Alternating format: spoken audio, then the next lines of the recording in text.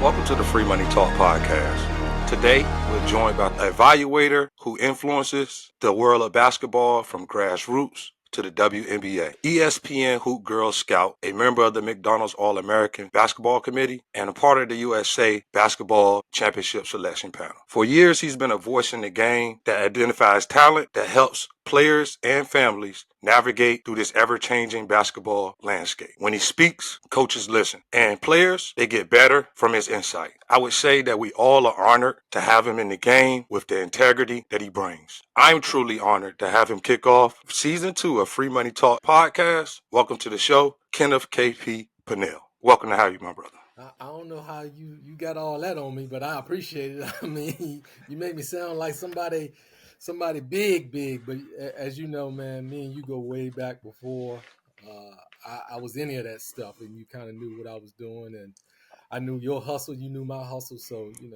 it's a pleasure to be here, man. I appreciate you having me. Truly honored to see, the stuff that you're doing and how you still, welcome us guys that, that is not on your level yet, you know what I mean? And every time you see me, man, it's open arms, you'll stop, you'll speak to the team. So like, I'm truly honored to have you up. Everybody knows how you got into this game, man, so I don't want to spend my time explaining you the backstory. We know the hustle and how you got in, starting off with the DJ and all that stuff. So I want to jump right into some information and pick your brain, So you've been evaluating basketball for years now. What are 3 changes that you feel in high school, college, or AAU that the fans don't notice, but you scouts and coaches are talking about? One thing I think we talk about most is scoring is not that important to us. Everybody thinks that if they put up buckets, that it means a lot to us. Now, Mm-hmm. if you can score, we're gonna see it. But how are you scoring? Oftentimes, I'm looking at it's that other kid that's helping you to put you in positions to score. So one of the main things, and I think the parents think this too, and I hear it all the time. Well, my kid had 30, but that doesn't always project to the next level. You can have 30 playing, center at 5'8", Yeah. and that's just the level of what you're playing against, and that doesn't really matter to me. So one of the main things that I look at is, number one, how you're running, what your IQ is looking like, paying attention to detail. So if you got a kid, and I think we've talked about this before, that is not looking you in your eye when you're talking to them, Mm-hmm. that means they're on their own mission. Or Mm-hmm. if they're listening to their parents on the sidelines coaching, uh, it's not conducive to what the next level looks like. And now that NIL is in the picture, and these coaches don't want to get fired off of kids not paying Yeah. attention to what they're doing. So for me, I always say I don't care about that scoring stuff, man. Show me what else you got. Let me see what else you got. So that's number one. Number two, bigger, stronger, faster. These kids have have elevated since I've been in the game. I've been in the game probably a little over 20 years now, and you just see these kids get more athletic. They get faster, they jump higher. You're starting to see girls dunk in the game, and for me, it's exciting to see what the girls' game is growing into. And selfishly, I think I'm responsible for some of that. Just putting kids on a platform to elevate, especially with my middle school stuff that I help create, and I'm starting to see these kids younger, and I'm seeing fifth, sixth, seventh graders doing things that I can't see high school kids doing 10, 15 years ago. So the evolution of the game is just growing, man. I love what it's becoming. I love what we're doing. So the third part, and you probably going to think this is pretty crazy, is stuff like this, man. It's growing the game. It's Okay. having people like you who've been around, and people don't know how long you've been around. I do. You've probably been around longer than me. Let's just keep it a buck. I know how long you've been around. I know you went away to do some other stuff and came back, but I met you back in Atlanta way back before the girls' game was popular, and you were Yeah. still preaching free money. Listen, we're trying to get these kids scholarships, KP. We're trying to get them to school. So the evolution of the podcast game, the social media game, things like this, and guys like you who I show so much respect. I have so much respect for because I know your journey just as well as my journey. You know, People think Correct. we were given this. we weren't given none of this, man. We got it from the mud. We just kept working and kept working and kept working, and that's what I'm gonna continue to do. So times like this when you need me, that's easy. That's something Appreciate it. easy, and I'm not gonna do this for everybody. I do it for people who I believe in and for people who I think care about the game. Appreciate that. Appreciate that. What you're saying that it leads right into one of my next questions. It was going to be further down, but we here, so let's get into it. What is one player that you've seen early and you just knew she was going to be one that not just be a D1 player and do good in college, but excuse me, she would be a great pro player? Well, I'm gonna name one. She ain't got to the pros yet, but she gonna be there soon. Hannah Hidalgo. Listen, man, I Oh seen yeah. Hannah. I seen Hannah as a sixth grader, and me and her mama, and her mama's like my sister now. Her mama arguing with me, talking about if you need a ref, I got my ref shirt in the car. Because she just was into the game. But I saw it at a very early age. She was small, but she was just so ultra dynamic. Just played harder than everybody else, and this was before she really got the skill level that she had. She just played Hmm. harder than everybody else. She just competed harder than everybody else, and you could tell that the kid wanted it. And now, her recruitment process, people really didn't believe in her at first. When she was a sophomore, people was like, oh, maybe she's too small.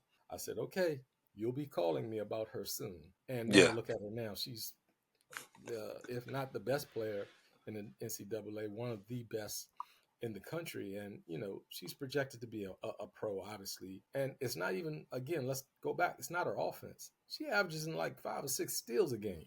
Yeah. Uh, and that's not normal. She had 14 steals in a game a couple of weeks back. You don't see stats like that, man. And that just comes from heart. That comes from playing very hard. That comes from, having a mentality that I'm just better than you.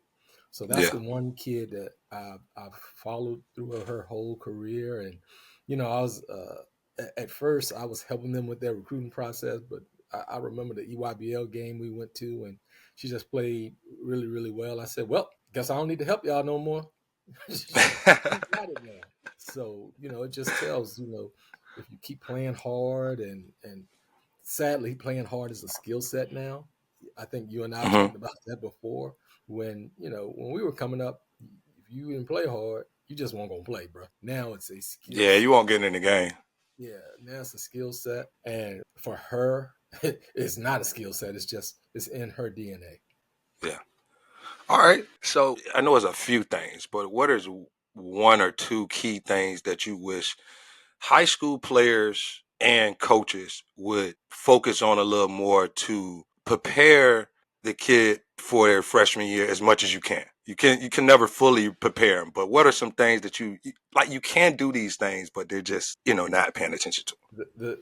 The big D word, development.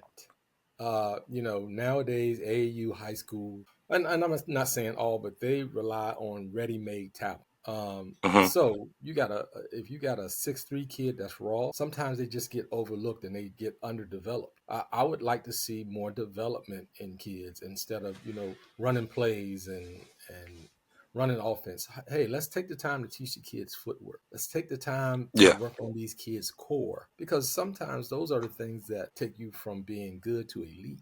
I just don't see the development that I used to see. It's everybody wants to play games, games, games. And listen, I'm I'm guilty of it too because obviously I run tournaments, but sometimes these kids just play too many games. I would like to see some sort of development tracker with these kids. And hey, listen, that's not only the kids, the coaches too. Some of Hmm. these kids, some of these coaches need development. Here's what I say, and I think you agree with it. I try to get better at my job every day. I try to learn myself every day. And sometimes people are just too arrogant to want to learn. I'm not one of those guys, man. I want to learn something. I want to be better at my job. I want guys like you say, nah, KP is solid. He knows what he's talking about. And granted, I'm not perfect, but I'm pretty damn good at what Yeah. I do.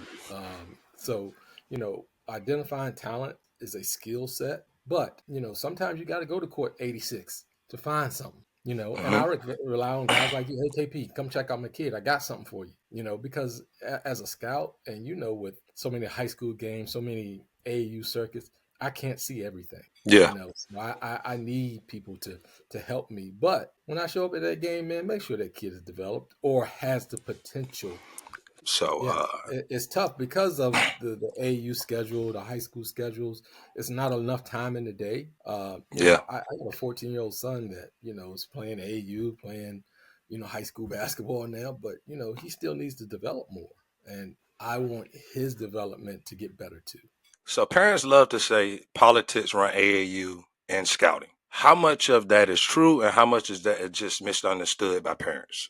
There is some truth to it. It's not a lot of truth to it. It is, but I don't think parents take the time to understand it. So I'm going to say something, and you probably don't know this. The parents probably don't know this. I do not get paid for doing ESPN. I don't. Hmm. It's an honor. It's a privilege. Same with McDonald's. I don't get paid for those things. So for me, I need to go to the places where I'm going to see the most talent in the smallest amount of time. So now you have Nike, you have UA, you have Under Armour, you have Adidas, you have Power 24, you have all these, circuits and things. There's only so much time in a day, man. So when they say it's politics, yeah, it's political because I got to figure out how I'm going to get to all this stuff in this small amount of time and try to, stay consistent with it. For me, what's worked very well for me is because I run a middle school circuit that Hmm. is not shoe related. I get to see all these kids early, so I already have them on my radar. So I know I can go see them regardless of what they're playing for. This summer, I'm gonna struggle. I'm going to struggle because I'm gonna struggle to get the Puma. I'm gonna struggle to get the New Balance. I have to get to Nike. I have to get to Adidas. I have to get to Under Armour. I have to get to Power 24 because, in my opinion, and I want to say it, my opinion, I think those were the best players are. So just everybody wants to be a McDonald's All American. Everybody wants to be top 100. Is that really what you want, or is it what you say? We want the free money. Yeah. Uh, let's make sure we're focusing on the right things, not focusing on the rankings. Don't let my opinion of you ruin your opinion of you. You know what I'm saying? So that comes with the work ethic. Because let me tell y'all something. I'm the most loved and I'm the most hated person probably in the country half the time. Man, when the rankings come out, When boy. them rankings come out, I get it, but it's a task that's been given to me, and I have integrity. I respect it. It's a tough job. Same when McDonald's comes out. It's a tough job. Everybody wants to be that. Hell, when I was growing up, I wanted to be all that too. But Yeah. here's what I say off of that, bro. I'm still a professional at basketball to this day, and I don't dribble once. So if this is what you love, keep fighting for it. I wanted to be a McDonald's All American, right? Now I'm a Hmm. McDonald's All American every year. And it has nothing to do with playing. So let's talk about what the bigger picture is. The bigger picture is that little orange ball can take you places. Let it take you places, man. It's taking me all over the world. And I don't dribble anymore. I love the game. And listen, it's not hard on my body anymore either. I don't have to take the pains and the trying to be the best basketball player. I want to be the best person that I can Yeah. be. I want you guys. I want the parents to say, "Oh, KP's solid." He'll stop and talk to us. He'll give us, the explanation or give us some tips because that's who I am. I come from the South. Everybody thinks I'm from New York. I'm not from New York. I'm from the backwoods of Virginia.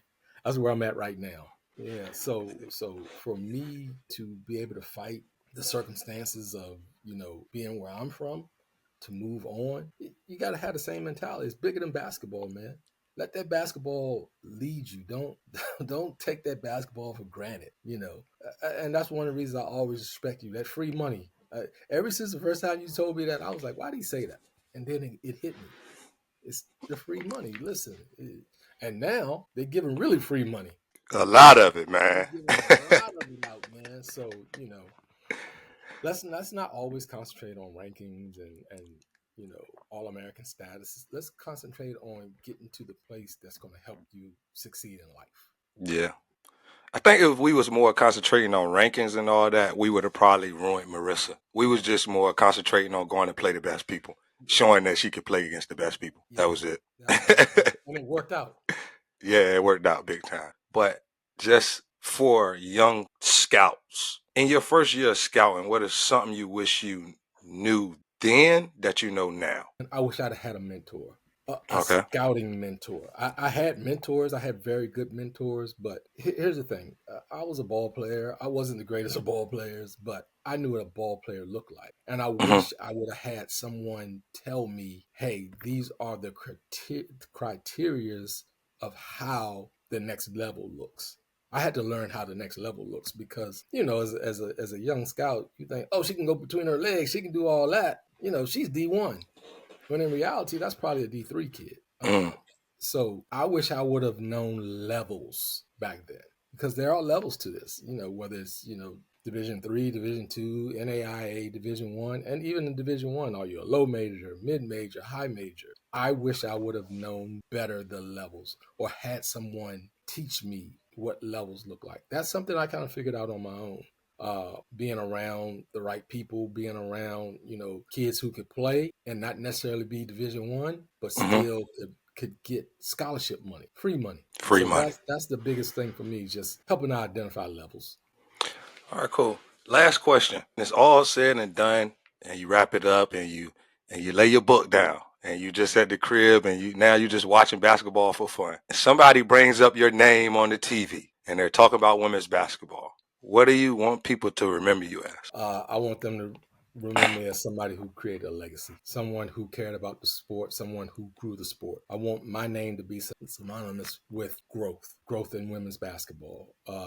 You know, I think I've done some pretty neat things in the sport, and one of the things I think I am probably one of the best as relationships. My relationships, span across the world when it comes to the basketball, and that doesn't mean I got to agree with you. That means we have a relationship that we can talk about it, Yeah, whether it's good, bad, or indifferent. And that's something I want people to always remember me by.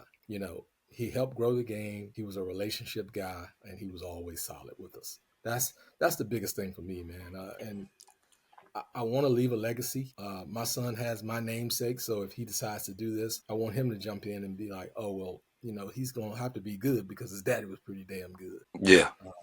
So that's the biggest thing for me is just legacy, integrity, someone who was solid, man. That you are. I want to say, man, right now, to me, man, you are one of the most solid people I've met in this game. I always wanted to make sure that we stay on even keel and you Absolutely. know that I'm for you. I appreciate you coming on the show, man. Hopefully we can get back on around that Final Four time. See you out there, but I know you be busy. But if I could No, get let's 5 or 10 minutes, make it a we'll get point it done. that we'll do it before my little shindig. For those who don't know, I throw one of the biggest The biggest one. tournaments at the women's Final Four every year, and again, that's about the relationships. You've been there. You know what it's about, and we have a good time, but we take care of business. And that is the biggest networking social event at the Women's Final Four every year. Took me a long time to build it, but people now come for that event, and this year's going to be better than it was last year. We got some things planned, so excited about Phoenix and what's going to happen out there. Thank you, my brother, for coming on the show. Wish Always, you the absolutely. best. Appreciate you. All right, we'll talk soon, brother.